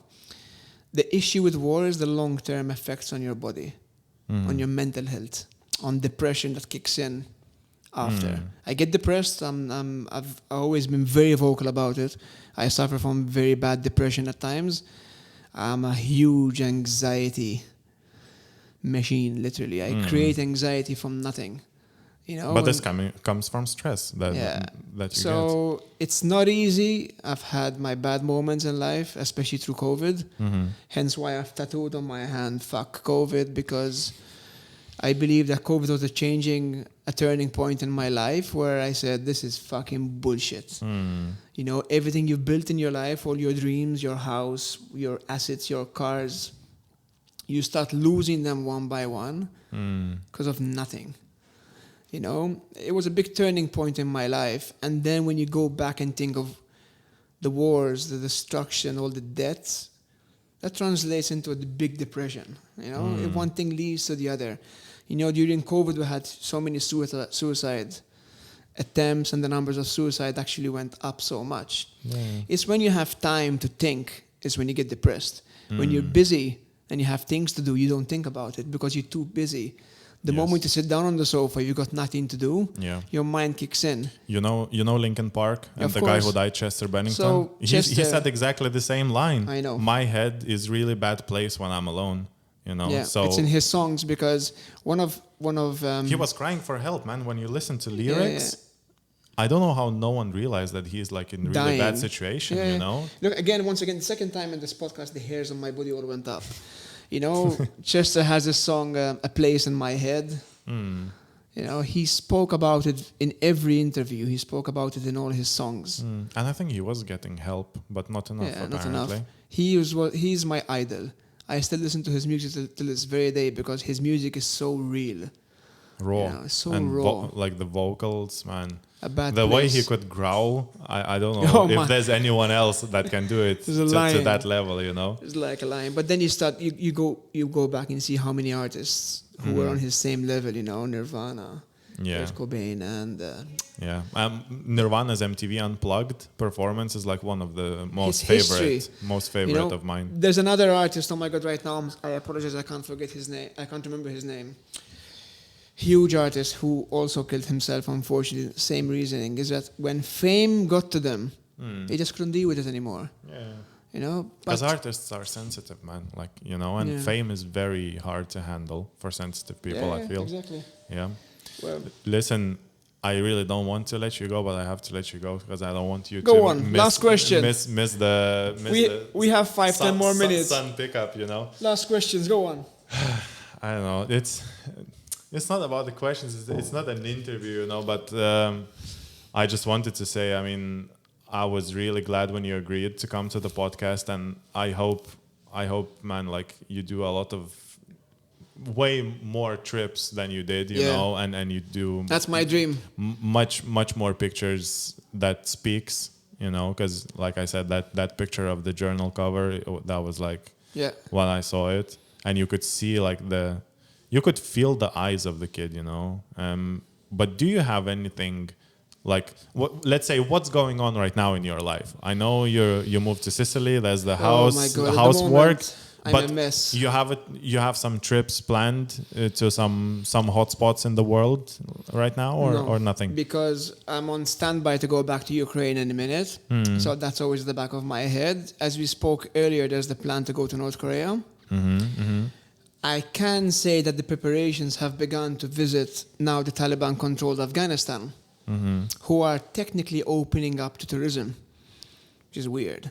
But that is going to be a trip of a lifetime, I believe. Because they need to kidnap some people, so they need tourists coming in. So I've crossed into Afghanistan illegally about 5 years ago. I saw some good shots, but I didn't get enough. I want to get in. I want to see the Taliban. I want to shoot and live with the Taliban. Not shoot guns. Snap some amazing photos. I have the right contacts in place. We are working on it. This year I did Iraq. That was bloody amazing. Just to see, live, and walk around the palaces of Saddam Hussein. Fuck, wow. Is Iraq very different when the US military left? Yeah, it's a mess. There's lots of money. You see, people have the money, they have the cars, they're living better now. But there's no system. So speaking to people in the street, so how is Iraq now, post Saddam and all that? They go, no, it's shit, it's bad. They go, why? They say, okay, now we have a bit more money. But before there was a system. Now there's no system. So all the roads in Iraq, all the sewers, drainage systems, water, whatever you want, the infrastructure of the country was all built under Saddam. Since when he was removed, nothing has been done. When I say nothing, I mean zero. So it's collapsing everywhere. Everything is collapsing. The power stations are collapsing. The roads are a mess. So the problem is that when there was Saddam, even if there was an issue with the street lamp, they could call someone. There was a system. That system now is gone. So that is the problem with Iraq. And there is so much security on the ground. Every 5 kilometers, roadblocks, road checks, passport checks, checking for bombs, so much military everywhere. They're doing a good job because obviously they're you can't get in anywhere. But I wonder, United States, they left completely, or there's still some military power there? I believe there is still some military power there, but majority left. Yeah, officially they have vacated the country. I mean, I believe what happened in Afghanistan is shameful. You know, like after putting Afghanistan through a decade of war and overthrowing the Taliban, destroying them, pushing them away to the side, they just instating a democratic government, instating democracy. Hundreds of thousands of people were killed for the process of democracy to be put in. You know, the military never just walked in and said, "Okay, we're going to have elections tomorrow." Shit, it took a decade, you know, and thousands of people were killed, and all that for fuck all, for nothing, because now they're back to square one. I've seen some really good documentary photos taken of because Lithuanian special forces went in, because they're very close to U.S. Navy SEALs and the top special forces. They went in to evacuate certain people, I think, who were like important, you know. So all the faces blurred, everything, you know. But it was, even through the photos, it looked like a big chaos there, you know, when the evacuation started. Because a country slowly transitions into democracy. But how do you transition out of a democracy? You know, it's anarchy. Exactly. Yeah. You know, like, for example, if you get used to a better life in a different country, how do you go back to a shithole you would have lived in the past? For example, you know, I'm just giving you an example. If you lived in a one-bedroom flat all your life and you're crammed in a 40 square meter space, and then you lived in a palace for the next 10 years of your life with your freedom of movement and everything, how do you go back into a one-bedroom? Sure. It's the same thing. How do you go back to an undemocratic state? How do you put women who are studying in university back at home, washing dishes? You know, it's even tougher now because people tasted democracy and democracy failed them. I'm just surprised how they're not capable to overthrow? Have democracy, you know, on their own. They need like outside help, let's say. This is my argument I had about a decade ago or even more. You know, Iraq is huge. It has a huge population. I think 40 million, 60 million. I could be 80 million. I'm just off my numbers. But it's a huge population. And the regime is one person. His people could be in the hundreds of thousands. You know? If you have a population of whatever, 50 million, you can overthrow your own government within days, if not hours. Easy. Why do you need foreign military to come in and remove your dictatorship? Speaking about Russia, you know, same thing. 300 million people live in Russia. If they think that their country is doing bad or they're doing wrong or it's a bad war, they can overthrow the government on their own. Quarter of Moscow, if they came to the Kremlin, that's it. Like, no one's there. Like, you have completely wiped everything and start fresh, you know? But this is what I hate about westernizing countries. Every country has its own democratic process. Now, whether it's good or bad in our eyes, it's a different situation. We should not ever impose democracy or our own rule of laws in other countries. Because look what happened in, for example, Libya. You know, Gaddafi once said, "You remove me from power, I will unstabilize Europe forever." It's true. Yeah. We never had these migrant crossings until he was there. Now we have migrant boats crossing into their thousands, you know, every day. I heard a few people tell me, you know, that Gaddafi was very smart. He's very underestimated, but he was very smart at the time. And I heard this theory, I don't know if it's true, that United States, I think they were so scared of his wealth and power that he might unite the whole Africa region against, and it would become stronger as a continent than, let's say, North America, you know, and that was partially why he got removed, you know, because he was very smart, very rich, and he could do that theoretically. I don't know if it Gaddafi was possible. A very, very smart man. Obviously, he had his wealth, but he had a brain. His brains were quite something, because Libya is cut into many factions, 6, 7 factions, even more, around, especially the north coast. Gaddafi always kept them happy, somehow, you know? The moment he was removed, all these factions started fighting with each other. Now what do you have? Now you have civil war in Libya. You know, you go back to Iraq, it's the same thing. You had a dictator, but it was controlled. He used to control everything. Was it good or bad? We cannot say for us because we're on the outside, you know. But now it's hell. So I see some these sort things. of structure is better than no structure, you know. Some countries only know dictatorship. Why remove it? I know it's a harsh thing to say. If you think of Iran, for example, Iran is a stable, unstable country. There's a system. They have a healthcare. They have schools. Whatever. It's good. It's a good country. But we want to impose our democracies and westernization onto them. If you destabilize Iran, the world's fucked. Yeah, and because you're destabilizing yet another region. Jesus Christ, the whole Middle East, you know.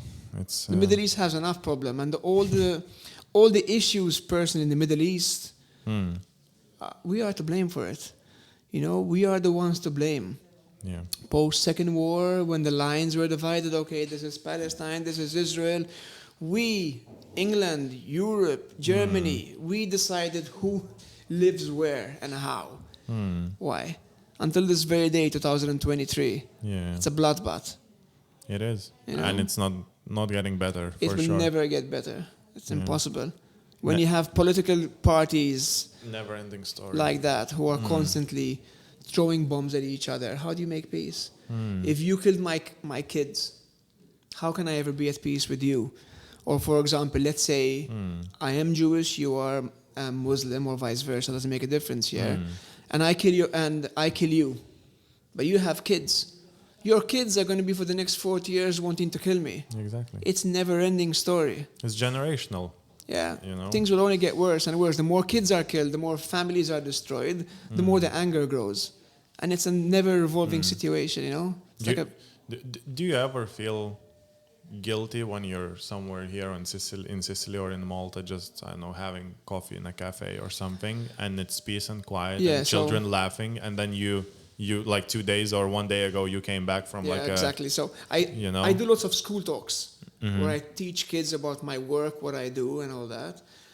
And I always tell them, you should feel happy about that you live in a safe country where there's a system, where it's safe, where it's clean, where you have a family where you can go out and play. Because these kids don't have it. Myself, I don't feel lucky at all. No, I just feel life goes on. But I do feel lucky in one thing, that I got this chance in life to go to these places and experience them. And feel the contrast, and then once you come back, you appreciate things so much more. I feel I am blessed because in one day I'm working a war zone, the next week I'm working in MTV red carpet where I'm shooting the most famous and rich people in the world. You know? And I come back. And you know that their wealth could solve a lot of issues in that war zone. You know, the next week I'm here shooting a wedding. The next week I'm in Germany shooting the president of some country. The next week I'm back in a war zone. And I go, fuck, I have the most amazing job in the world. You know? That takes you places, That takes me places, gets me to meet people. And the more people you meet, the more knowledge you grow. You grow so much when you learn. That's true. From these stories, you know. And suffering of people, although it's very sad and unfortunate, it helps you grow into a better person. You know, me, Rene, who was Rene 20 years ago, partying, drinking, you know. But that's a phase of life that you have to go through, I feel, you know. Everyone goes through that, I guess. Today I don't drink, I just train, and I just fixated on mental health and gym and being happy with life, because there's so much sadness out there already. Why make it worse? Yeah, so I agree. I think when you're with your son, let's say, and you see him do something very basic and it makes you happy. Makes me happy. Same thing with my 15-month-old, you know. I see him pick up a piece of banana and give it to me. That's like the best thing that happens to me, you know. So wait till your son... You learn to appreciate simple things in life, I think. Wait till your son is 2 years old and onwards, you know. I have 3 kids, as I mentioned before, and I always believe that the 2-year is the line where things become easier. You know, when your son is 2 years or plus, he can tell you, I have a headache, I have pain here. When they're young, they just freaking cry. You don't know why they're crying, you know. You're saying 2 years old. Someone told me 4, so now I have hope. You know that it's much closer. It's closer. Things always. 3 kids, I have a bit of experience. I always believe that the older they get, the easier it gets. But when you hit the 15, 16, it goes downhill again from there, you know. That's I have a 16-year-old, you know, you start thinking she's going to have a boyfriend, is she having sex already? Are you one of those dads who thinks like if she has a boyfriend, that boyfriend has to fight me and win to go out with her? Possibly, you know. I told my daughter, like, the first day you're going to bring your boyfriend over, I'm going to have my AK-47 lying on the kitchen table. I'm just going, like, what's up? I'm just going to be polishing my guns. What's up, bitch? You know? Because we are all protective of our kids, especially knowing what we did when we were young. And now we are the ones seeing our kids at that vulnerable age, but only that things became much worse. Things I've done when I was 24, now kids are doing when they're 16, 17. Yeah. You know? There's so much stuff we could talk about. I think teenagers in general and what struggles they experience right now, because I heard crazy stories like Satanism in forums. Jesus Christ. You know, like weird stuff that didn't really happen when I was a teenager. Of course. You know? At least not at that age group. You know? Yeah. And I have this friend who has a daughter as well, and we recently had this conversation where we were saying, like, remember when we were like douchebags to girls, and now you have a daughter, and how you regret doing things to girls that maybe you should not have done, and how it changes your perspective when you're the dad of the girl, who might be a victim, let's say, in that same of situation, some you know, boy who doesn't know how to deal with girls, you know. And it's weird. Some things you regret in life, but listen, I'm very glad that we had this conversation, and I'm really glad we spent time. Thank you. I appreciate it. I got some goosebumps like you did as well, you know, and I don't know, people like you make me appreciate life more, you know, and what you do and your outlook and your like raw opinions. That's what we miss. Yeah, they say if you want to make the world a better place, start by making the change yourself. Exactly. They say, but you're so small, you're just one person. You can never make the difference, you know. But slowly, if everyone does a little bit of effort, things change, you know. True. We need to leave a better place for our kids. I know it's impossible, especially in this country. We will never leave a better place for our kids. But at least give them the best education and the best mental stability that they know what is right and what is wrong, and that they can choose what to do in their lives in the future. And we're gonna make mistakes, but that's life, right? But we all do mistakes. No one's perfect. I mean, I've done so many mistakes in my life. If I can turn back time, will I change them? I don't think so. Even the same mistakes just destroyed me. Will I change them? I don't think so, because they've also made me who I am today. And it's the beauty of life, right? Yeah. Thanks, man. Thank you so much. Appreciate it, Carl. Thanks.